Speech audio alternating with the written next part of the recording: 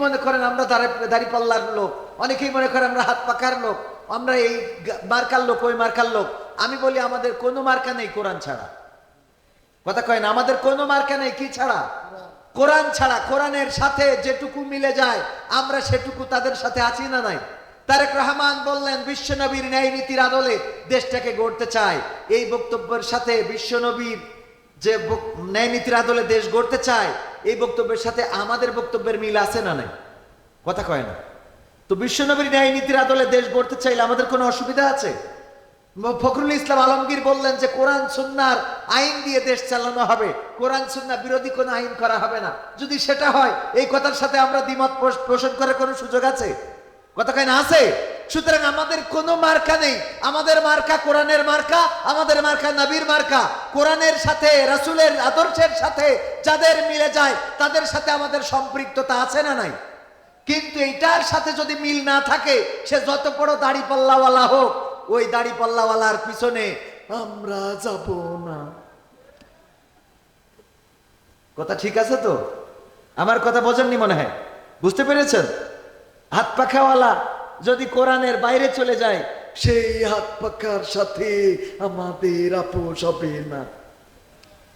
বলতেছে 143টা না 45টা এ গ্রেডের আসন। কি গ্রেডের আসন? এ গ্রেডের আসন। তাদেরকে অনেকেই প্ররোচিত করতেছে যে আপনারা কেন এত আসন কম নিবেন, আপনারা বের হয়ে আসেন।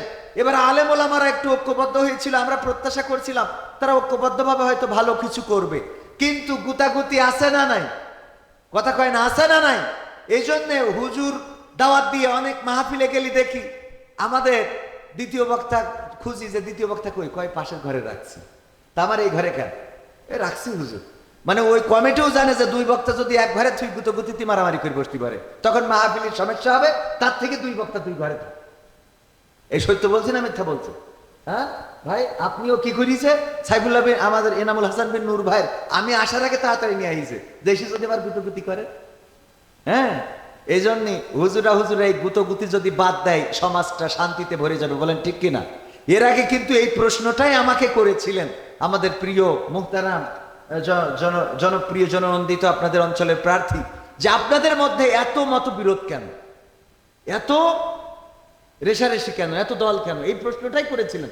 যদিও আলোচনার আমার ওইটা প্রেক্ষাপট ছিল না। তো এই রেশারেশি, এক জায়গায় ঢুকেও এক থাকতে পারতেছে না, এটা কোনো কথা হইল? বলেন। এই জন্য আলেমদের এক হওয়ার দরকার আছে না নাই? সকল আলেমকে আল্লাহ এক করে দিন, পড়েন আমিন। আল্লাহর পথে যারা চলে তাদেরকে এক করে দিন, বলেন আমিন। আমি বললাম যে কয়দিন আগে বিএনপির আয়োজনে আমি এক মাহফিলে বক্তা ছিলাম। তো বিএনপির আয়োজনে আমি মাহফিলে বক্তা, কেমন না একটু আমি আমার কথা বললো হুজুর। আমি বললাম কোনো সমস্যা নেই, আমরা তো যেহেতু এতদিন ধরে ওবায়দুল কাদের বলতো খেলা হবে, তো এই খেলা হবে বলে বলে আমাদের খেলার লোক ধারায় তুই চলে গেছে। যেহেতু এখন মাঠ খালি, সুতরাং খেলা তো করা লাগবে।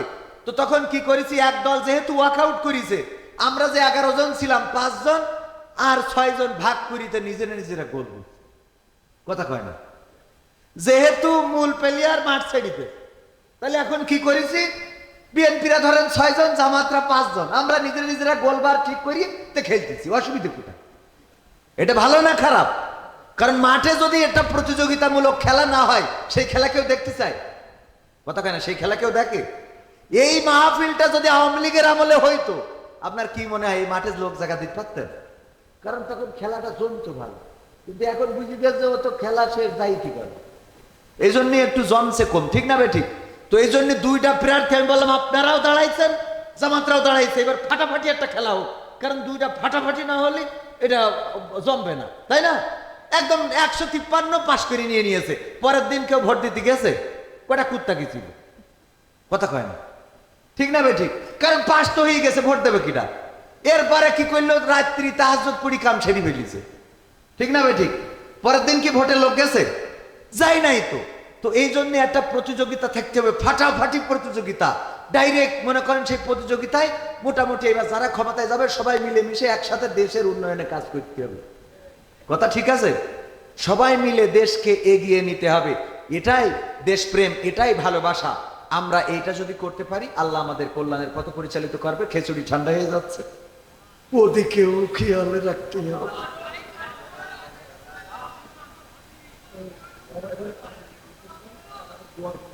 আচ্ছা, দোয়ার মধ্যে তারপর দেবে কার গজব?